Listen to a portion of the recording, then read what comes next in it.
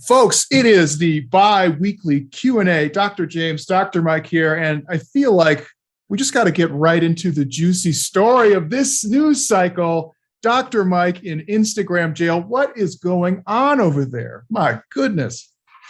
I'll straight up say it. Some of us MFers are lawless. You can't control us. Mark Zuckerberg, please. I'm kidding. Please. Mercy, for the love of everything holy. Mercy. That makes me think of Braveheart. Mercy. Mercy, William. Freedom. Things I'd rather not see again. So what, I mean, I'm assuming it was because of the conversation exchange that you had. That seems to be the timeline that I interpreted. A lot of people have their hypotheses. I do as well. I'm the closest to the problem. I'm not the closest to the problem. The insiders at Instagram are the closest to the problem. I made a post that lost me a lot of followers. It was the side relaxed pose, which was like the glute striations from the side thing. And that was completely nude, though actually no genitals. So technically it doesn't violate any policy, but I think maybe that a lot of people got after that and complained. And then there was also a post where I shared a trans joke that I made up with my friend Janae, who's my jiu-jitsu training partner, fucking trans. And she was like, this is hilarious. And I was like, should I share this? And she's like, I don't know, man. Fuck it. And I said, fuck it. And then the thing is, the joke was on for days and people were having an interaction. There's, of course, the usual suspects of offended people. Nothing too crazy. And actually, like the SJWs didn't seem super offended at the joke. One lady was like, not cancelable, but just not funny. Like that was kind of the worst thing anyone said. And then like the thing we is, could say that about your entire life, lady. Well, my response was like, do you randomly go out of your way to tell people that like you didn't think the stuff was funny? Like, she never responded. Everyone piled on her after. So, poor lady. But there was also a thing where like right before my account was locked out to me, there was a thing where it's like your post from. Sorry, Mel left. No worries. It was like your post from I think May 2020 is under review, and because like. If people complain about you, which like I had 185K followers, a lot of people potentially just complain about everything. It's just like law of large numbers at that point. And there's posts going back like 2 years that are still under review because they're so backlogged. Like, I don't blame Instagram for any of this. Their job is like monumentally difficult. And they put humans on this, but they're usually humans that they don't, English is not a first language. I think they work in a lot of other countries, which is totally cool, but with nuance and sarcasm, there's not even an attempt, I think, there, not for those people, but policy-wise, to even discriminate against between sarcasm and reality. So I had a post that was being looked at. It said, like, we're reviewing your post from May 2020. It was like a picture of my face. I must have said something cheeky or something. And then my shit went black, white, black, white, black, white. And I was like, you can't log into your Instagram. And then I was like, trying to relog in. And it was like, user not found. That was it. So like the whole, like, people were like, well, are you in like communication? Are you appealing? Like, it's physically impossible to appeal without me being able to log in. So do I know some people? Maybe. Are they pulling strings behind the scenes? Maybe. But these corporations, to their credit, tend to run in a pretty non-string pullable way, which is good. There's very low corruption. But also, like if the ruling is thus, then it looks like I lost my account forever. I'm not terribly beat up about it. It stinks, right? But I have a new account. Come follow me there. It's just Dr. Mike Israetel. I made it simple this time. And also, like a real talk.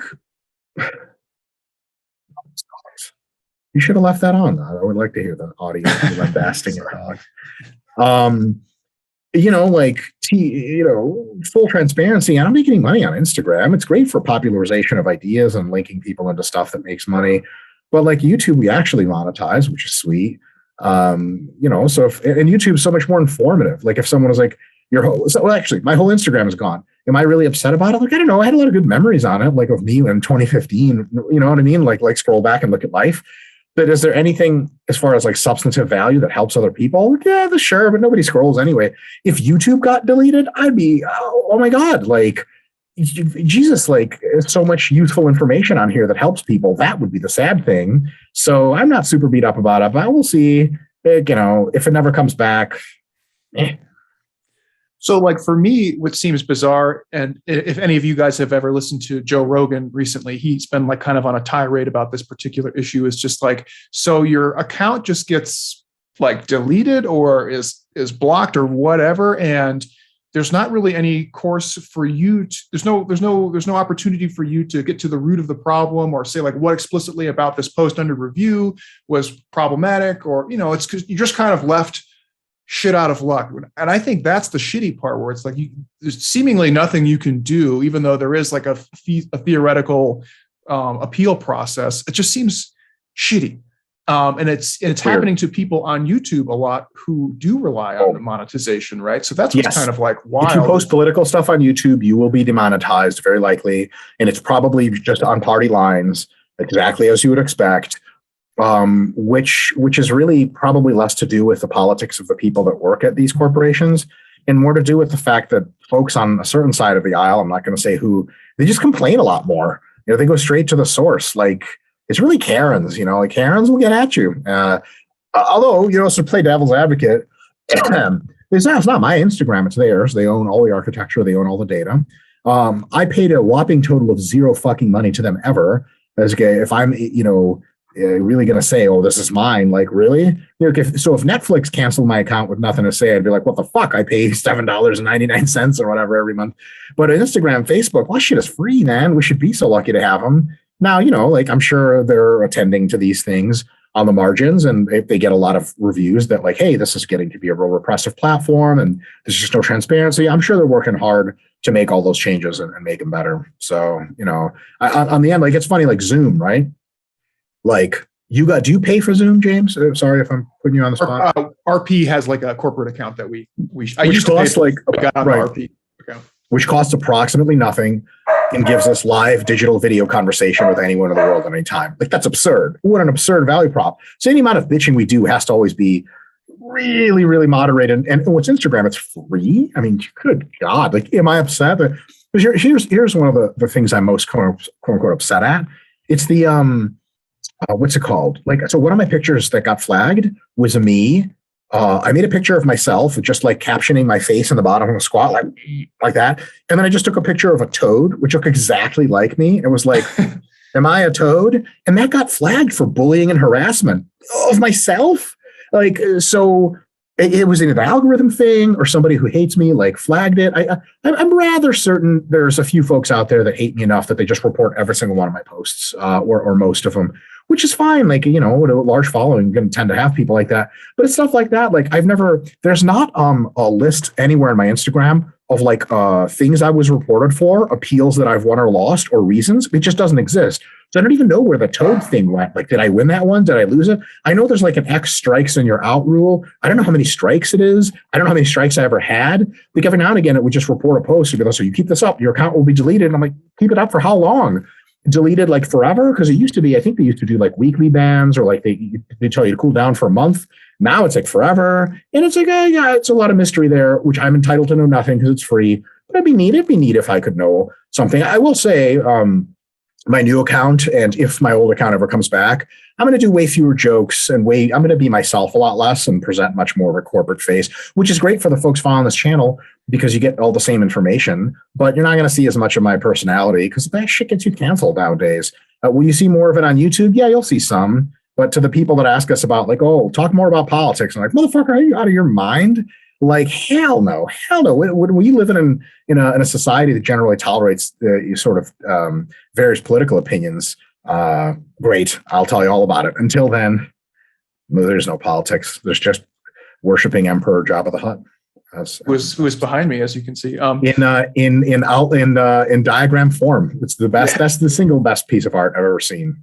I know. I saw it was on a Woot deal, and I was like, I must have that. Yeah, I hear you on like the fact that it's free and you don't own it. It's just one of those things where like if they would have just sent you a notice saying you violated our terms of service and are canceled, your account has been deactivated or whatever, at least then you have some clarity. It's just always this like ambiguous mystery of like what is happening. And I think that's what's frustrating. It's like, just be transparent about it. Like even if you don't think you violated their terms and they just send you a notification saying you did and you're canceled, at least you know why. because now it's like you're just in purgatory at this point. You just have no idea what is getting flagged. It could, like you said, it could just be some troll, or it could be something that you're doing that you're just not being made aware of. So you have no idea. 100%. So that's what's annoying. Yeah. So I'm not going to bitch too much. We'll see where it all goes. Well, there you have it, folks. I know I was itching to get this information too. We almost started talking about it off air, but I was like, no, we got to, the world must know it's like the Lord of the Rings, the journey to Mordor, which is Instagram for my. Oh man. Woo. That's, who's I'm Frodo, clearly. You would be Samwise then? Oh man. Hey, sorry, James. You brought it up. Maybe Smeagol or anyone but Sam. Oh, no. What? Really? Oh, precious. No, that's you. No, you're Smeagol. You're the one who wants to post on Instagram. Instagram is the ring and you're Smeagol. I will say I am making my wife rewatch the Lord of the Rings trilogies. I told you that last time. And in the Two Towers, Smeagol gets into a physical altercation with Samwise and has the fastest back take I've ever seen in a fight. He just loops right in, puts the hooks in, and even puts in a choke and then bites him. I'm like, yo, damn, who trained you, motherfucker? But then at other times, Samwise just kind of throws him around. And I'm like, it's not clear to me what the power to weight ratio is in this guy. Like, does he weigh 20 pounds or is it 100? Sam has a huge weight and advantage on Smeagol, and he's a gardener, so he's not totally fat. He's got a little muscle going on, right? Like, come on. Smeagol's just like a UFC fight card, like out. Pluses gardener, minuses fat. That sucks. Yeah. Anyway. All right. Questions? Well, let's get to questions after that shit show of a start. All right. So first up is probably what you're looking at. I couldn't have fucked this up that bad. The Kid Sky. And I will read. You think he's a rapper? I hope so. AKA The Kid. Is there am I just fucking old boomer at this point, even though I'm not a boomer, but it seems like all rappers have a fascination with kind of juvenile type names, like the little so-and-so or young so-and-so, they're all not juvenile, the actual artists, like juvenile themed names, like The Kid, little youngy sheezy. No, for real. Here's my two alternate hypotheses. Hypothesis one is they really do want to be like Billy the Kid, aka The Kid. Haha. Like Jay-Z still does that, still calls himself The Kid, even though he's fucking 100. But the alternate hypothesis there is that they all start out when they're actually kids, 12 or 13. And if you're a talented rapper, you're probably real good when you're real young, which shocks people. And then they call you Lil Boozy. Lil Boozy probably didn't want to be Lil Boozy. They were like, what's your name? He's like, Boozy. And he goes on stage and he shuts down 8 rappers in a row. And they're like, Lil Boozy. And he's like, fuck, God damn it. Why am I only 12 years old? I don't want to be Little anything. And then they're like, that's your record album name. That's why you make money now. You said Lil Boozy. I was thinking about somebody who goes on stage and drinks a lot. That's their talent. That's probably not wrong. Wouldn't nominate him for. Yeah, that's easy. They're like, rap. You're like, what? Well, I thought I'm just getting drunk. All right. Kid Sky asks, hey, docs, I've heard Dr. Mike say a couple of times on other podcasts that he's leaning towards the idea that active rest gets the same thing done as maintenance phases at a much shorter time. I've recently listened to the new Revive Stronger Roundtable on resensitization, and I think you said that active rest can replace maintenance phases unless you're having some nagging joint/tendon pain. Does that mean that unless you have any joint pain, you can use active rest phases in place of maintenance phases? Is there specific times where one might be more appropriate than the other? Thank you so much for the content you guys have been pumping out. I learned 90% of the things I know from this channel and your books. Keep up the good work. I hope that means in the realm of sports science, because if it's cartoons or how to talk to people, you are the worst teachers of all time. Yes. All right. So yes. So I do stand by most of that. The quick addendum is actually, I think James Hoffman corrected me once on the podcast or on this, whatever we have here, webinar. The other real big reason for doing maintenance was 2. The one big one is you have diet fatigue and you want to do another fat loss phase. You can't just active rest through that. 2 weeks later, you're going to be starving. So you need more time, and that's a great time for maintenance. And another one is you just kind of want to live and eat and train, then not worry so much about massing or cutting. You just want to build some strength. That's when maintenance is a really good idea. But yeah, if you're doing it for its phasic ability to reduce fatigue, unless you have a lot of joint and connective tissue, pain that's going to need some more time at lower volumes. Active rest really does do a really good job of more or less reducing almost every source of fatigue a ton, such that if your program doesn't call for maintenance, maybe you don't do it. And almost the ideal time is like after a fat loss phase and then before a massing phase. If you take an active rest phase, you might be good to do a massing phase and not have to worry about maintaining. Yeah, you crushed a ton of really high volume training at the end of fat loss, and will you be volume resistant? Well, gee, after 2 weeks of active rest, probably not. You're probably going to be real sensitive to volume. Same thing as at the top of a mass gaining phase. If you take 2 weeks of active rest, you can transition right into a fat loss phase. We would like you to go a little longer just to sort of settle the muscle in there. But maybe 2 weeks of maintenance, 2 weeks of active rest, and you may be good to go. So that's my thoughts on the matter. James, anything I said that doesn't rub you the right way? No, all good. And so, Mike, correct me if I'm wrong here, but I think generally when you're talking about active rest in this context, you're really specifically talking about it from like the training side of things, not necessarily like the diet and training combination longitudinal. Just bodybuilding training, actually, not even any other training. Yeah. So exactly. So kind of like I think Mike and I have both changed our tune slightly over time, in that we find that, a couple of weeks of active rest gets you, at least on the training side of like being sensitive and having productive training, a couple of weeks gets you pretty much right there wherever you need to go. You don't really need a whole month necessarily, whereas there are some dietary considerations which do have more of like a longitudinal effect, or at least that we suspect have a longitudinal effect. So we might say from the perspective of somebody who's doing like a periodized diet and training program, just logistically, instead of differentiating those two things and saying, okay, I got like a training demand that's 2 weeks and I have a diet demand that's maybe 4 or 5 weeks. Sometimes it's just easier to put them together and say, yeah, maybe you didn't need a maintenance phase from a training perspective, but it just falls into your schedule better. So just do it that way. But yeah, you might not need to at all. And depending on how your diet and stuff is set up, you can get a lot out of those active rest phases, more than we used to think. So it's definitely a useful tool. Yeah. All right, next up is Henrik Anderson, who is just below. Awesome. He asks an amazing question. Is masseter, aka jaw hypertrophy, actually, or jaw muscle to be more specific, actually something that can enhance facial attractiveness? I understand that being lean will be your jawline, but if the muscle itself is large, it can be more defined at a higher percent body fat, just like abs, thus resulting in a more defined jaw, and maybe I'll finally get the female attention I've always wanted. Anyways, if masseter hypertrophy training is something worth doing, how would one even go about doing it? Chewing gum, buying one of those absurd ball chewing things. Thanks for answering my dumbass questions, Doc. Henrik, it's our sincere pleasure I have to say, this is like kind of a low ball one for Henrik. He usually asks like very, very good and thought-provoking questions. This is still a good one, but it's, I'm just saying it's down a little bit from his usual high quality. Yeah. And the best part is he knows it. So and he's not. Yeah. So I can say some things. So first of all, hypertrophy of any muscle, any skeletal muscle is absolutely possible. How you would go about it is something I've given almost no thought to. Taking a lot of drugs, hypertrophy is everything, and including your face. Like explains Jay Cutler's face and about 50 other faces in pro bodybuilding. Another thing is like generally doing that during training actually does. So especially if you get a mouth guard, your jaw will fucking grow. Eating a lot of food never hurt. I've literally had jaw pumps and cramps trying to eat mass gaining meals. And I'm like, damn it, what the hell is going on? And that causes hypertrophy. But there's probably a more intelligent way to go about it. Some kind of resistance chewing thing. It's a funny idea, but it probably would work. Now, does it enhance facial attractiveness? So there's actually a couple components here. It depends on what you're looking for in a face. When folks are looking for a chiseled jawline, that's not the same thing as people who are looking for a jacked face, a jacked jaw. Chiseled jawline includes the bones of the jaw, and I would say primarily is the bones of the jaw.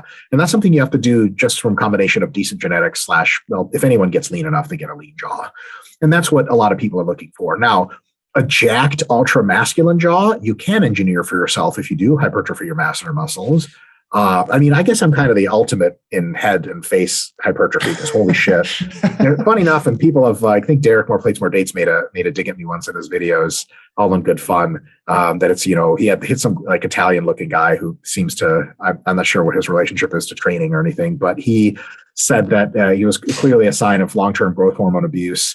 Hilariously enough, for full transparency, like I've never, up until last year, I've never done any more than 4 units, which is anyone who knows growth is kind of a joke. Usually do 2 to 3. And then recently, actually this past year, I bumped up to 6 units, and well, thus the 15 new pounds of muscle. That literally is the answer. But also, like, that's still a comically absurd. So to put this in perspective, there have been pros that have run anywhere from 12 to 24 units for 10 years at a time, which is comedy, right? So, and also, there's pictures of me on Facebook with this exact same musculature way before I even touched anabolics. I mean, nothing. It's just like, plus, if everyone got this through growth hormone abuse, how come I'm the only motherfucker whose head looks like this? I literally, like, Ronnie Coleman's head doesn't look like this. He used to take 36 units for years at a time. So, yeah, that's the thing. If you want the masculine look, it can be achieved. Now, here's the thing. Some females like a fucking masculine look, and then having a muscular and lean jaw will absolutely get you further with them.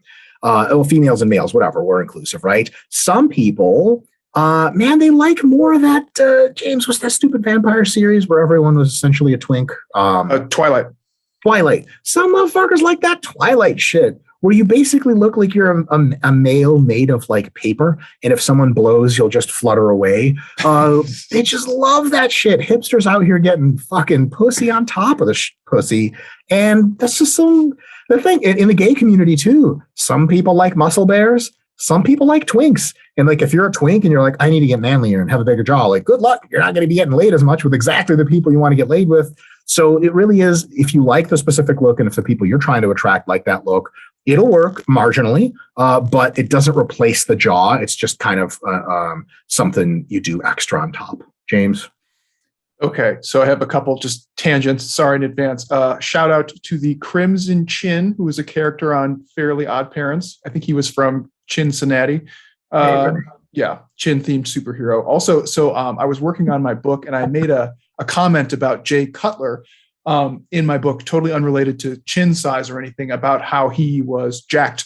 And my good friend Steve, who is really great at editing, is editing some of the chapters, and he made a note that said, like, Jay Cutler got jacked. What the fuck are you talking about? He was thinking of Jay Cutler, the former Chicago Bears quarterback, who obviously is the same name. And I had to, like, clarify. I was like, oh yeah, there's actually a bodybuilder named Jay Cutler. I don't claim to have expertise in this in any way. I heard a couple people talking on podcasts, and their names are escaping me at the moment. And there are some generalizables, like kind of androgenic signs that do tend to score high for female attractiveness. And I remember having a well-defined, like, jawline being part of that. My thought on that, and this is just, and again, like, don't take this out of context. I think this was, like, on a very broad, like, population basis, like, generally females found, like, a well-defined jaw as, like, a positive masculine trait that they found attractive. Very, very generalized kind of stuff. But in my interpretation of that also is, like, don't be fat and don't have a neck beard, right? Like, if you got that going on, you don't have to have, like, a Jay Cutler fucking jaw to look attractive. But if you have, like, a fat neck and, like, a disgusting neck beard, like, that's going to lose points for sure.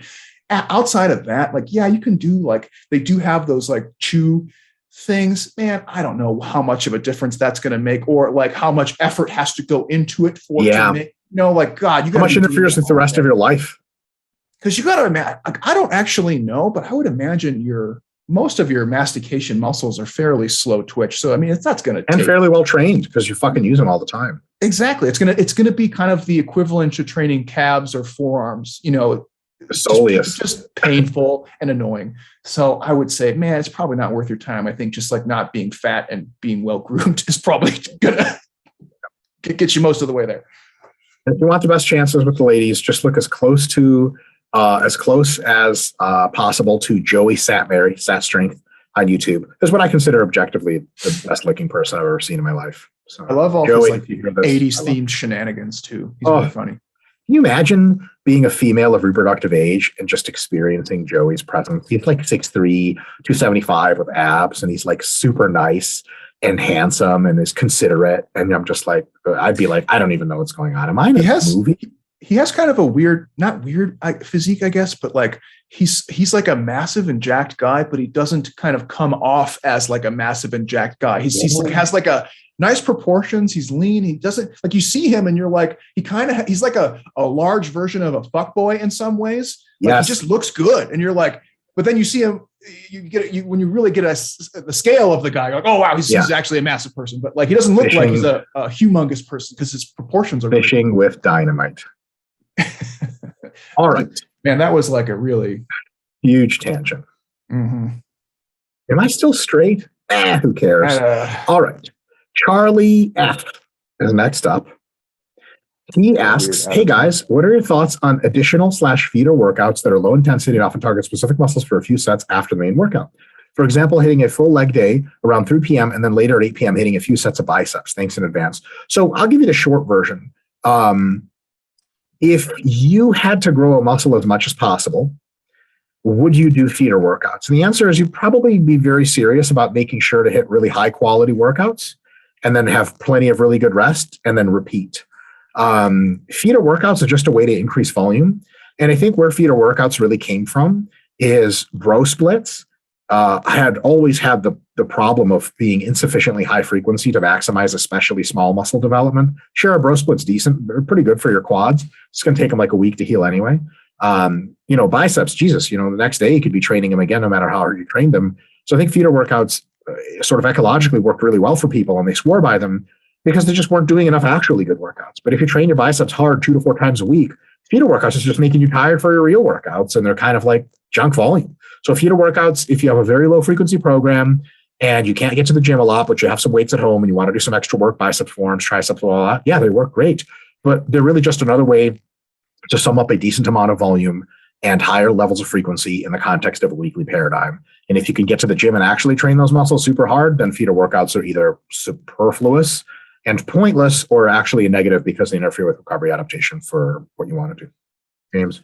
Yeah, I totally agree. And so like, I think kind of what Dr. Mike's getting at there is like the idea of the feeder workout is silly when you could just program your workouts as such with just higher frequencies or just, more. So like, for example, the way that I set up my training is that I always train delts on my dedicated leg days. And I usually come and do that as like a PM session. It's not a feeder workout. It's just my way of spreading out my upper body training volume and hitting my delts in such a way that they're not toasted from all the pressing or pulling that I'm doing on the other days. So I think you can just kind of set up a higher frequency split for a lot of muscle groups, like arms and delts are a great example of that. You might train those 3 to 4 times a week. And yes, they might fall on leg days. And that's not necessarily like, oh, I had some extra time or effort that I could put out today, I'm going to go hit this delts. It's like, no, you can just say like, I need to hit delts 4 times a week. And that just so happens if twice it falls on an upper body day and twice it falls on a lower body day. That's perfectly fine. Yeah. And that sounds like a feeder workout, but technically speaking, I guess it's not. So yeah, because it's just programmed that way and not like an impromptu, like, oh, I'm going to come back later because I got some time on my hands. Yeah, 100%. All right, next up is R_P. So, mofo, you got RP and either Mario, looks like Mario because his hat, he's got a cowboy hat Mario. What the fuck? How dare you? How dare you? To quote Greta Thunberg, oh. How dare you stealing our future from our children? Her accent's so cool. I could listen to her talk all day. Just give her a shield and a horn hat and a Viking sword, and we're good. I'll hate global warming then. I don't want to hear her talk at all. Full transparency, I'm not a climate denier, so please stop posting ridiculous comments in the thread. My previous thought on her was like, why do we have a child trying to pretend to be an expert on anything? Now she's an adult, and now we can say this person is uninformed. That's right. She went from like you're too stupid to make fun of to you're dumb enough to make fun of. Now you're old enough to be made fun of. Yes. All right. Hi guys. I was wondering if you progress with an exercise that you have twice or more in a week. For example, I have side raises 2 times a week. With week 1 with 3 RIR, the first session I do 50 reps of 4 kilograms. On the second week in week 1 of side raises, do I do 1 rep up or just match the first session? Or do I just choose between these 2 options depending on how I'm feeling? I know this question is very detailed, but probably not that important since I've been wondering about it, but I've been wondering about it for a few days. So I think you left something out of the question, which is the detail of what you do in your second session. Am I just missing that, James? Or so I think he's assuming like a progressive overload between session 1 and session 2 within week 1. Yes, I wouldn't do that. Yeah. So James and I generally suggest that you do something just a little different, even if it's rep range. So what we say is you can absolutely use the same exercise twice a week, sometimes even 3 times, although 3 times is kind of absurd. But you should have some differences in there. Like one day you do sets of roughly 10, and the next day you do sets of roughly 20. And then you independently auto-regulate them week to week to week to week. So it doesn't really matter what happened for Monday on Thursday, but for Monday last Monday, then you go up from there. So, 4 kilograms, 15 reps. Next time you do, 16 reps, then 17, then 18. And then the other time of the week, you do 8 kilograms for sets of 8. And then next, that's 8 is 9, 10, 11. So it's independent, and it should be a little something different. I would treat them sort of on paper as different exercises with their own progression schemes. James? Yeah, absolutely. That's what I was going to say, is just treat them as 2 independent workouts that are auto-regulated, not necessarily dependent. I mean, they're obviously interconnected because whatever you do during the week affects what happens downstream, but just treat them as if they were 2 separate entities and adjust accordingly. Next up, just below, actually, is Sushi Rocks, a person who apparently likes rocks as their sushi choice. Gross. You've talked about on separate occasions that lack of sleep interferes with hypertrophy, and nonsteroidal anti-inflammatories interfere with hypertrophy. Which interferes more? As someone who is dealing with chronic pain about 2 years now, I'm unable to get in more than 60 hours of sleep per night due to pain unless I take a moderate dose of NSAIDs prior to sleeping. I'm currently working with my PCP, primary care physician, on figuring out what's going on. I'm not the drug PCP. That would be a hell of a road to take. I'm currently doing PCP, so I feel pretty good. That eliminates the need for the NSAIDs. It really does. And the need for not getting shot by 12 police officers and then finally dying of 32 bullet wounds. In the meantime, what would interfere less with my hypertrophy gains? Getting 5 to 6 hours sleep per night, taking a moderate dose of NSAIDs prior to bed. I would say at the margins that you're dealing with, I would take the NSAIDs to get more sleep. Sleep is way, way more powerful. You have to really take NSAIDs like crazy to the point where they probably are really bad for your kidneys in order to see meaningful hypertrophy reductions. But sleep will fuck you. It'll fuck you soon. It'll fuck you ASAP. James, that's my take. I think you're probably more adept here. So please do answer. Am I interpreting this correctly? He's kind of saying like, I can't get better sleep because pain keeps me awake. And I'm kind of, okay. Yeah, definitely with the sleep. So the NSAIDs, have a cellular effect, right? Which has been documented to be, small, but noticeable. Sleep has both direct and indirect effects. The direct effects will, of course, affect at the cellular level and how much anabolism and recovery you're going to get. But then it also affects you at the indirect level, which is how much effective training can you do because you're fatigued all the time. So you get a 1-2 punch with lack of sleep. So by a landslide, sleep would be more important. The effect of the NSAIDs, I mean, people blow this out of proportion. I think Brad's posted about this a couple times. I mean, yes, it is an effect. Brad Schoenfeld, for those of you who want to follow him. Sorry. I'm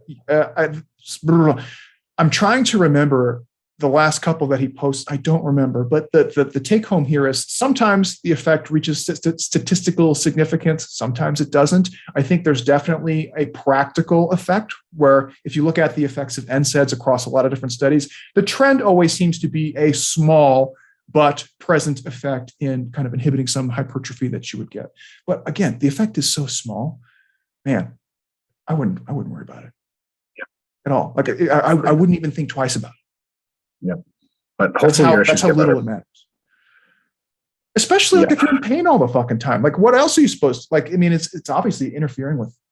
And if it's causing you to not be able to sleep, I'm sure it's affecting you in other aspects of your life as well. Who gives a shit?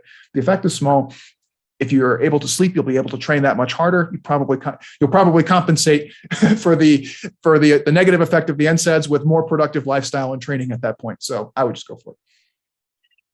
Yep, excellent answer. Next up is CT7567, who occurs just at the bottom end of the document there, James, or the YouTube scroll. Yeah, that's a clone trooper. Good to see the fine folks in the Republic asking questions.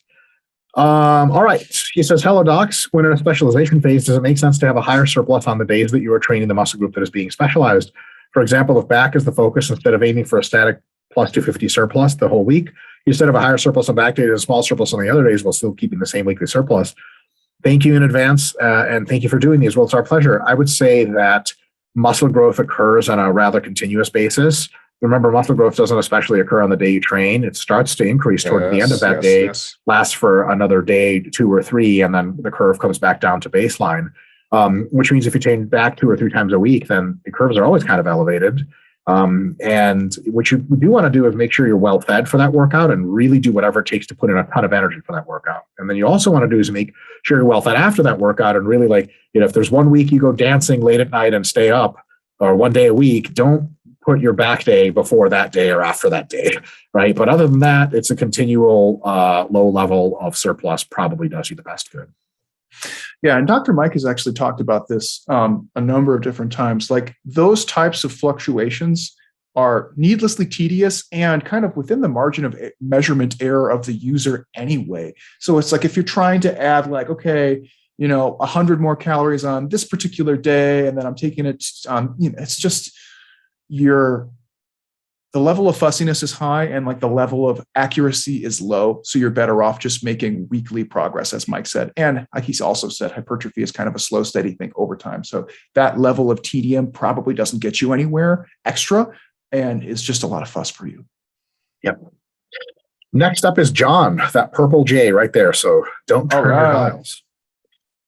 He says, apparently palmar cooling, and that's when you cool your hands essentially with a nifty device between work sets. During rest between sets increases work capacity. It actually seems to do so in the studies that I've seen drastically.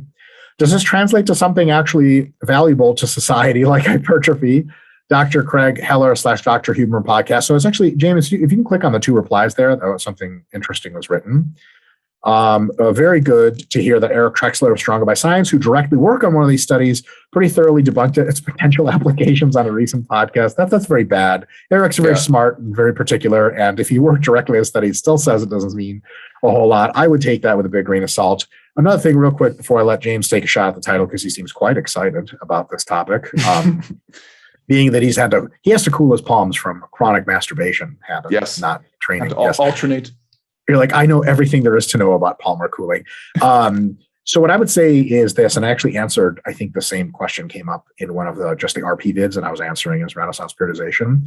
And the answer is this. Those studies have really only come from one lab primarily, and there haven't been a ton of them. And the gains in work capacity seem really impressive. And that triggers the old scientific due diligence bells. We'd like to see other labs confirm this. We'd like to see different kinds of workouts done. We'd like to see work capacity impressive results repeated and built. Replication is one of the core foundations of science. And lastly, we'd like to see this actually present itself as real world outcomes. So for example, at least for someone let's say we have a test where how many leg press reps with 225 can you do until you fail? And we have groups that are training with 5 total sets of leg press every, twice a week, 5 total sets. The weight stays the same. They just try to crank out more reps every time, do that for 8 weeks. One group gets the cooling, one group does not. Or one group gets some kind of placebo, here's this muscle pill that'll make you strong. You're like, sugar pill doesn't do shit. So they both have the placebo effect. And then we'd like to see the palmar cooling group at least have 5 to 10 more reps at the end of that whole thing, actually improved work capacity directly from having higher work capacity in training. That hasn't been done yet. And until it's done, and unfortunately, I got triggered. I think it was Huberman's lab that put it out. And it was this journal, Journal of Disruptive Science or something like that. But it is all science is disruptive. The whole thing was nonsense as far as I could tell, as for naming that journal and putting articles in there. I'm being a bit harsh, but it was just, it hit me all wrong. And in the article, it made multiple mentions. Yeah, it was really sponsored by the loosely affiliated Society of Anarchists. Right, exactly. But it was it was a journal that was going to be publishing things that were against the status quo, which is, it's not how science works at all. You need a replication. Another thing, they made tons of references in the actual written article to this is as much of an effect as we see with steroids, and this is as powerful as steroids. To say that straight face that have any experience in athletics is kind of strange. Maybe it's true, but I would put that probability as unknown / low. So that's my take on the matter so far. James? Yeah, I've looked into this just as an ongoing thing and as part of the recovery book and blah, blah, blah. I haven't read the most recent paper, so full disclosure on that. But I do have a strong opinion on what palmar cooling is used for. So folks, here's what palmar cooling is great for. Thermoregulation. So what you have with your hands is a very low thickness tissue, right? So your hands don't have a lot of muscle, don't have a lot of fat. They just have a lot of connective tissue and a lot of vascularization. So a lot of arteries and veins that are very close to the surface of the skin and not a lot in between, right? Whereas like your pecs or your legs, there's just a lot of meat on there. There's a lot of muscle, there's a lot of fat, all sorts of stuff going on. So what we found is that if you try to use a temperature mediated therapy, whether it was heat or in this case cold, if you apply it to the hands, it doesn't have to penetrate very far to actually affect all the vasculature in your hands. So normally when we look at something like ice bath or something like that, if we're looking at it at the muscle level, the temperature actually has to penetrate through all that muscle to actually have an effect. Whereas when you cool the hands, what's essentially happening is you're having a pretty drastic temperature change at the vascular, which is right there at the level of the skin, which is then actually just pumping through your body. So you get like a really kind of unique systemic thermoregulatory effect from cooling your hands if you are too hot all the time. So if you look in the exercise physiology literature, this is typically investigated as something along the lines of critical core temperature. So to say that it improves work capacity, and in my opinion, at this point in time, is misleading. What the hand cooling, and this is where I want to give it some praise, what it allows you to do is actually thermoregulate better throughout exercise. So the populations where this is useful is for people who get too hot and can no longer continuing exercise. So a couple training in Thailand, endurance, in the endurance activity in the heat, or if you're Branch Warren and you work out at that shitty Texas gym where it's 1,000 degrees. How dare you, bro? Metroflex is a religion. Metroflex, that's it. So I kind of the short version is like when your thermal regulation is a limiting factor to your ability to perform exercise, this is something that can keep you in the game longer. So here's the ideal situation. Fucking NFL players who are playing outside and it's like 100 degrees, right? You guys see them, they have the air conditioned tube that they put in their shirts. You could do it on the hands, right? Is it going to improve their work capacity? In my opinion, no. What it's improving is their ability to thermoregulate in really bad temperature conditions, whether it's really hot or really cold, simply because you can have a greater access to all the vasculature through your hands than you would if you put it like on any meatier part of your body. So I don't think this has a huge place in the hypertrophy world, in my opinion. That could, of course, my opinion might change on that if I read some more papers and they seem promising. But at the current time, and again, full disclosure, I haven't read the most recent ones. This does seem like something that is useful for people who are exercising in hot conditions or even cold conditions potentially. It does not seem to be a useful day-to-day training tool. Interesting question up next from John Phillips. That's the next J down. Got it. Let's get empirical, : is there any known benefit to doing exercises, for example, squats and curls, in front of a mirror, or is it just pure vanity play? Vanity play sounds like something perversely more sexual. Or another way to ask it, can real-time feedback improve form, or is that not how the brain works? For that matter, is real-time feedback more like feedback and makes form execution worse? So great question. Pretty straightforward answer here. There are absolutely conditions in which using a mirror can help your technique. So for example, like if you're doing Smith machine squats or something, squatting in front of a mirror can really let you know, like, is your chest still upright? Because sometimes you're like, I think I'm looking okay, but you can't tell. It's right away. It's not like video where you have to look at it later. So it can help. It will help you greatly to have your technique really, really set in when you have a mirror in front of you. And when that mirror goes away, you are going to be blind as a bat, and you're going to suck for at least a few reps or sets, if not weeks, at the same exercise that you no longer have access to a mirror for. So it's one of those things where, like, when powerlifters train in gyms that have mirrors, they turn away from the mirror in the rack. So they don't start visually cueing themselves based on their mirror. Because when you go to the meet, there's no mirror. You literally have like problems with balance at super high loads, because you're like, I usually see stuff, but I don't see anything anymore. If you're training in a bodybuilding gym or for bodybuilding purposes at a regular gym and it has a mirror in front of a machine, and you notice that training with the mirror helps you in your execution, great. The only thing I would say is don't look at the mirror all the time and really focus on your positioning. Once your positioning is good in the mirror, just double check every now and again in the mirror, but also bring your mind's eye to play on your mind-muscle connection. So don't just be like, oh, externally it looks good. Yeah, make sure your chest is still up in the mirror. Like every 3 reps, you can check to make sure your chest hasn't caved in on squats. But between those reps, you should be focusing on, is the contraction and stretch in my quads what I want it to feel like? No mirror can tell you that. So as long as you're paying attention to the mind-muscle connection, the mirror can be a good tool, but it is limited by the fact that if you take it away, it is actually a crutch. And crutches help you walk, but when they go away, you need an adjustment time. So that's my thought on that. Yeah, really good. So this is kind of a pretty clear-cut thing if you look at the like motor learning kind of side of things. So in the beginning, when you are having somebody who's trying to learn a technique, so that this is kind of in like the learning stage, that kind of feedback is really, really helpful at improving making short-term performance improvements in technique and ability. So really, really good in that regard. As Mike already said, in the long term, this can actually become a crutch because what you need to actually ingrain motor learning in the long term is more randomized feedback and more randomized conditions. So weightlifting is a fucking great example of this. If you guys have ever trained in a weightlifting gym, they have very, very few mirrors. But in the beginning, it's not uncommon for beginners to train in front of a mirror and or get video feedback right away from their coaches so that they can actually see what's going on in real time, because it's a complicated motor skill.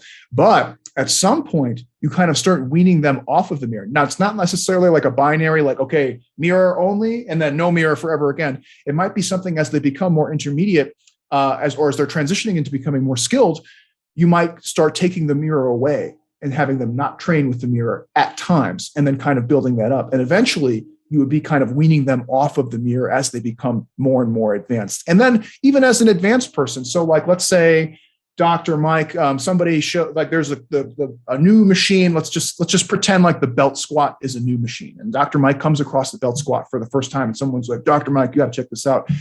Mike squatted his whole life at this point. He knows how to squat. Would it still be beneficial for him kind of learning a new motor skill in the form of this particular new machine to see that feedback? Yeah, for the first couple sessions, it might be. But then after that, since it's so similar to things that he's already done, he can take it away and overnight when he sleeps, his body will consolidate some of those motor patterns and he'll be good to go. So it's actually a really interesting topic in terms of feedback. I mean, if you guys have ever looked into motor learning, there's entire books on how feedback should be distributed. It's a fucking mind fuck of a topic, but kind of the TLDR version is like lots of feedback for the learning phases is good. And then into the mastery phases, less and less feedback and kind of more difficult and randomized conditions seems to be very important. Yeah, 100%. Excellent answer, James. Now we scroll down to Josh Benware. Got it. It's like vaporware. Would you guys recommend regular visits to a chiropractor for spine and general health, or is it just useless and a waste of money? Any effect on axial fatigue? So my take on the chiropractic profession is as follows. Something like as many as half or more of chiropractors are pure snake oil salesmen. They make all sorts of claims that to medical professionals are just absurd on their face. Zero attempt to make them rigorous or scientific, and it's just a giant fucking waste of time.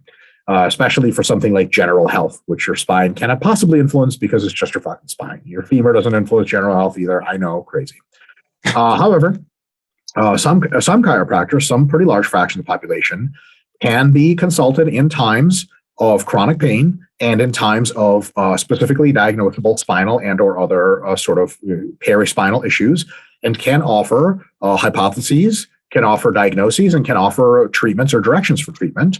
So I would say, if a chiropractor just seems to stick to sports and seems to say things that aren't total nonsense, and if an actual medical doctor or sports medicine doctor or physical therapist said, hey, this guy really knows his stuff, then maybe it's worth a visit.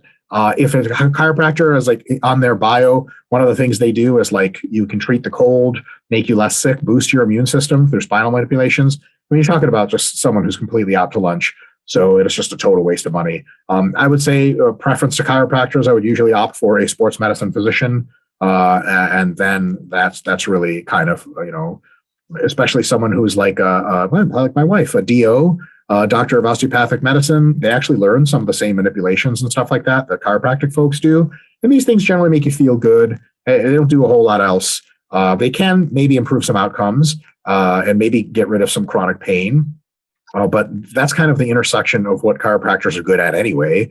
So I would seek out sports medicine doctor or DO, and then they can probably take care of you. I don't want to insult anyone, better than the average chiropractor. There sure are some chiropractors that are really great, really know their stuff, but there's just so many awful people in the industry. And almost every single one of the good chiropractors will roll their eyes and tell you, like, dude, most of these people suck. It's kind of like personal training. Like you guys in the audience right now listening to this, like, would you say the average personal trainer really knows their stuff? Sorry, what? Does the average personal trainer like got some combination of high school diploma / prison diploma and barely knows how to read? Like, that's their education. But are there really good personal trainers? Hell yeah, you just got to be really careful. So I would say that similar thing with chiropractic. Yeah, I agree with Dr. Mike here. And so kind of one of the ways that you can kind of see if you're if you go see a chiropractor and you see if they're on track with what you want is, are they getting you to come in to just manage the symptoms on an ongoing basis? Or do they have a distinct treatment plan in which you come in and then eventually you don't come in anymore outside of just maybe a checkup or two every now and again to make sure you're good to go? That's kind of the big difference. Because I think, like Mike said, about half of them just want you to keep coming in for managing whatever problems that you imagine that you have or that they pretend that you have or whatever. And it's really just to get you in the door and keep collecting that business. I think the ones that you want to find, you get you to the root of the problem, get you on the treatment path that fixes the problem, or refers you to somebody else like a PT or a doctor who has more resources to get the problem fixed at some point. So I'm sorry to any of you who are chiropractors out there, but I've had bad experiences and I'm very skeptical of that particular field. All right, Ben Campbell is our last question asker for the day. Ben, and I don't know where he is. Where the fuck is Ben? All right, doing Control F. Ben, come on. Gotcha. Boom. James, this is right up your alley. Oh, how do you minimize the negative effects of drinking alcohol?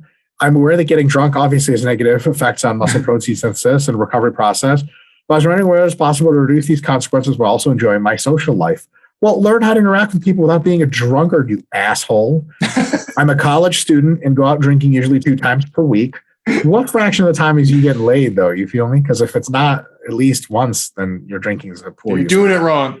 I try to drink on my rest days rather than training days, slightly raise my protein intake, and attempt to account for the calories of alcohol. P.S. Cheers for all the information you both give. I've only been lifting for a year, but I can honestly say that you've cut a lot of the noise for me and made my passion for lifting a stronger one.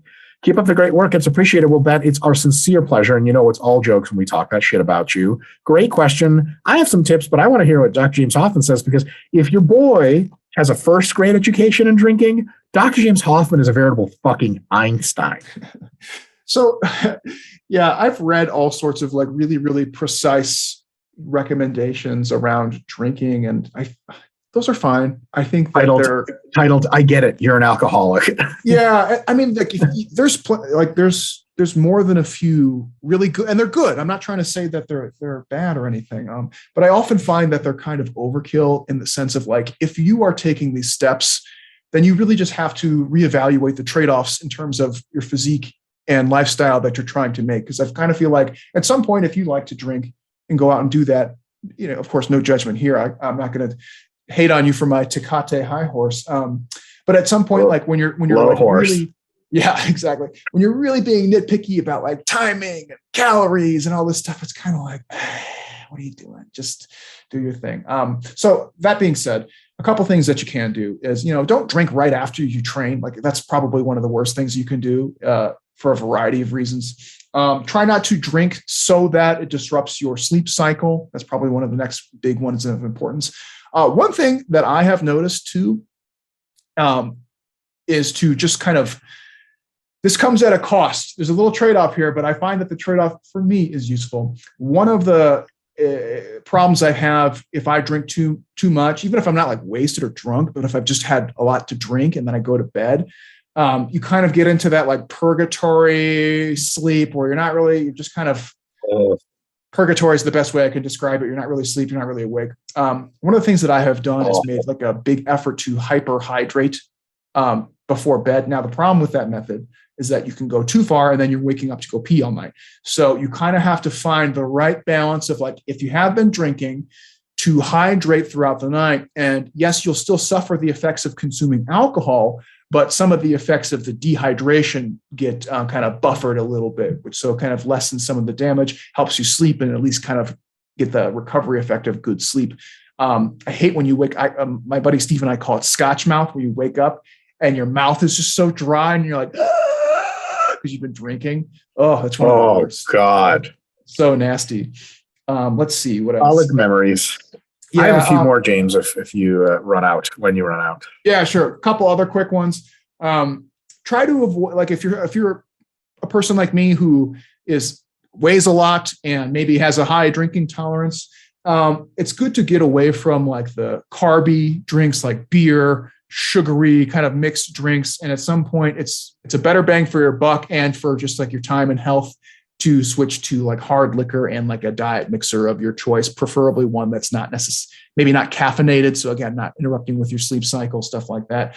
That way you can kind of get a harder hit and gets you to where you want to be without all the extra calories or caffeine, stuff like that. Yeah, that's kind of all. You can definitely find more precise recommendations, but I think those are kind of the big heavy hitters at the end of the day. Mike, what you got? I have some out of left field ones I think are still worthwhile, especially for a college student. I wish somebody told me this when I was in college. First, this takes you got to be careful here because you can get yourself in a lot of trouble. Prepare to drink less and drink on a not so full stomach, because then you get the effects of the alcohol like whoa, but with fewer calories, you don't have to drink as much. Look, you're not a kid. You know already from other shit that you've been reading on your dorm that if you drink on an empty stomach, your tolerance is way lower and you could really, really, really get into some bullshit. So don't do anything stupid. But I would say don't drink on a full stomach, drink on a more empty stomach, and you don't have to have as much. First one. Can I tell you a funny side story about that real quick? Please. One of my worst vomiting experiences was I ate a Hungry Man XL and then had a bunch of Cuddy Sark Scotch, which is, I really can't think of a worse combination of events. I still got laid. My man, did you throw up on the girl? I excused myself and came back. I threw up, brushed my teeth, and then presented myself properly, like a gentleman. Yeah, that's good. That's all fair play. So don't drink on a full stomach. However, after you're done drinking, get some good food in you. Same amount of calories, except you backload it and it helps you recover. Also, with the food, lots of fluids, as James said, it makes a big difference. Here's another one. This is a lot of stuff that college doesn't tend to drag you in this direction. So it's a little back. Start drinking a little earlier and stop drinking a little earlier. I'm going to tell you guys something really interesting. James and I have found this out the hard way just by growing up. Not much fun happens after 2 a.m. out in the scene. It's just fuckery. Everyone's too fucked up. You can't even hook up with anymore because they can't even consent or they're vomiting blood. It's like a zombie apocalypse. 2 a.m., you want to be back home with the girl or guy you picked up already. So what you want to do is start pre-drinking a little earlier. Ease into it. Don't have a lot of food. You'll be nice and buzzed. You won't have to drink that much. Pre-drinking's super fun. That's where you lay the foundation for the shit. You feel me? Like most of us are going out and drinking to get laid. Let's be completely honest. And pre-drinking is a great time to be a little social butterfly, get the good set, get good mood for the night, talk to some people you may be banging with later. They'll talk to you. And then when you get to the whatever party, the big event or the bar hopping thing you're going to, learn how to nurse. Another thing, not only does dick happen after 2 a.m., nothing happens north of like 80% of your tolerance level. Like you're going to have the most fun drinking when you're like in a fucking gnarly buzz. You get farther than a gnarly buzz, you can't even hit on people anymore. Like she's like, hey, you're like, bruh, Marissa. She's like, my name's Kelsey. You're like, whatever, bitch. You're not getting laid. And your dick doesn't work. Your dick doesn't. I mean, literally the list continues. There's this illusion with drinking, especially while you're doing it. It's the over the rainbow illusion. Like if I just I'm having X, I was having Y amount of fun. Now I'm having X by increasing my drinking from 0 to 6 shots. If I go to 12, oh my God, I'll be fucking Elon Musk. It'll be amazing. I'll be the greatest person of all time. Nonsense. There's a curve there, folks. MRV. Mind the curve, get close to the top. That's right. And then milk it. You want to be you don't want to be the sober look, real talk. You don't want to be the sober guy at the bar or club. It's fucking weird.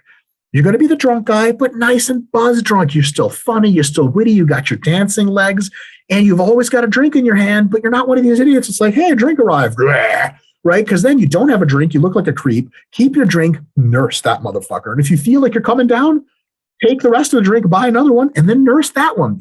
Bump you right back up. You'll be golden. And then look, like 1 a.m., You know what I'm saying? You nod over to the girl. You're like, hey, you want to get out of here? And she's like, I do. And then you're out and you go get a bite to eat. Then you go get a bite to eat. You feel me? And then that's it. Like, you're good. Check. Plus the idea that, and this is to juxtapose with the other method. You trained like crazy. Then you ate dinner until 9 p.m. Then at 9:30, you begin drinking. You take 12 shots, you throw up at 1:30, you still drink, and at 4 a.m., there's like you're getting stabbed with a piece of broken glass on the streets of Dublin. That's where that goes. Cool it. Be easy. Be Mr. Night Butterfly. And that is by starting early, not eating a whole ton with your drinking, milking it out, and knowing when to cut the fucking night off, going to have a good meal and a good meal. Did I miss anything, James? No, that was great. I know I've brought this up in the past, but my favorite, using Dr. Mike's recommendation of starting early, what I used to love, we used to do the Four Loko, the original Four Lokos, because you get like the energy effect. RP is not responsible for any of the following. Oh man, Four Loko was like the ultimate pregame. It was the ultimate pregame. If you had one, that was like, we're gonna have a great night. If you had two, yes, you were gonna black out. Period. That's it. So why would people have two? And it's all about that fallacy of the over the rainbow shit, man.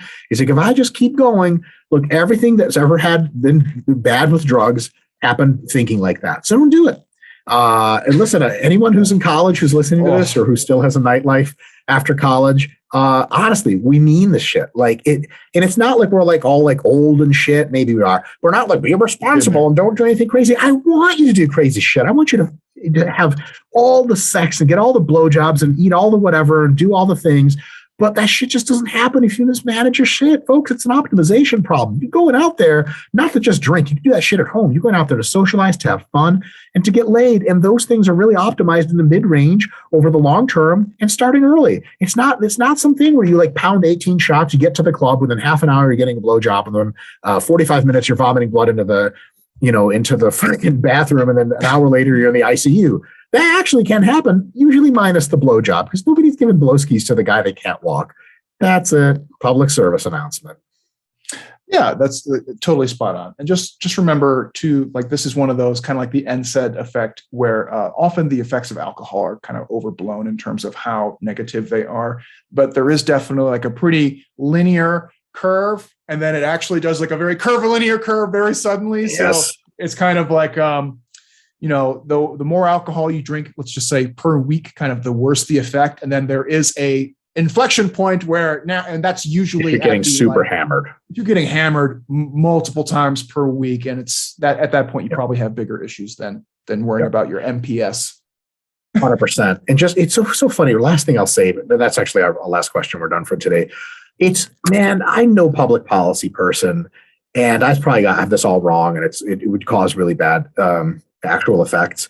But James, we went to school at almost more or less the same time in Midwestern suburbia. All we were told through all of school, and I believed all the shit because I was a goody two shoes until I got to college, and I was still mostly goody two shoes. All we were told is like, only derelicts drink, don't drink, 0 drinks is great, abstinence, blah, blah, blah. And then you find out that if you drink, like all of a sudden you're Mr. Popular and you're getting laid. And they're like, they lied to me. What I think would be better, and I don't seriously mean this because I have no idea what I'm talking about, but like, if they were just like legit, if they were honest, like I want to come in and talk to high school kids and be like, hey, you guys know that kid Billy in the fucking 11th grade that always drinks too much? Like, like, is he getting laid? They're like, no, he's passed out. Like, exactly, you stupid assholes. Don't drink that much because it's exactly what you don't want to do. It's, yeah, alcohol's dangerous, whatever. McGruff the crime dog told you that shit 50 times already. I'm not here to tell you that. I'm here to be smart so you can get the things you want, social interaction, getting laid, etc., and not feel like shit. Like, that's why moderate drinking wins, because it's actually better for all the things you want. It's not like, whoa, you really have fun if you drink a lot, but you could die. You don't even really have fun. Yeah. And just making it less taboo like that, I think also helps a lot, where people just understand what it is. And it's not just like, oh, here's this thing that we're not supposed to do, but we're going to go do it. To quote Tube Steaks Boys on YouTube, I should be a motherfucking guidance counselor. I don't know about that. Neither of us should be guidance counselors. No.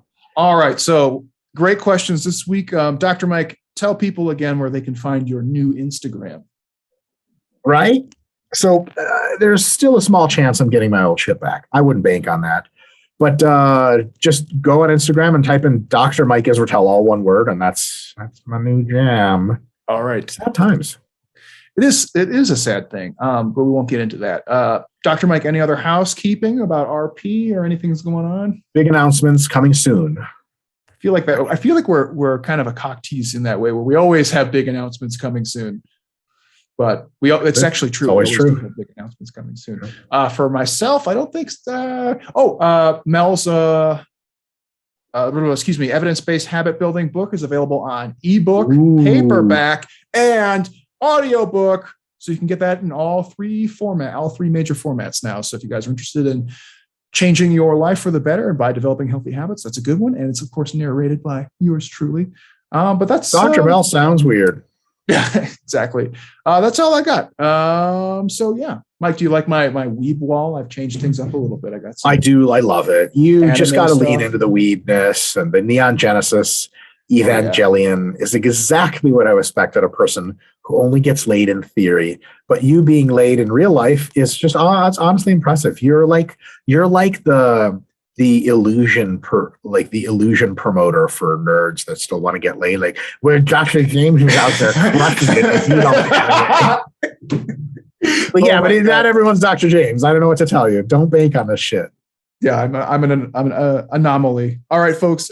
Great questions. Thanks again for engaging with us. As always, make sure you check out. There's like fucking endless videos coming out, so always stay tuned. I think one of them I just saw got like 40,000 likes already. It was like training for something like getting huge or something. I don't remember. There was one. Exotically huge. Exotically huge. There you go. Training for exotically huge already has a whole bunch of likes. So check that and all the other ones out, and we will see you next time.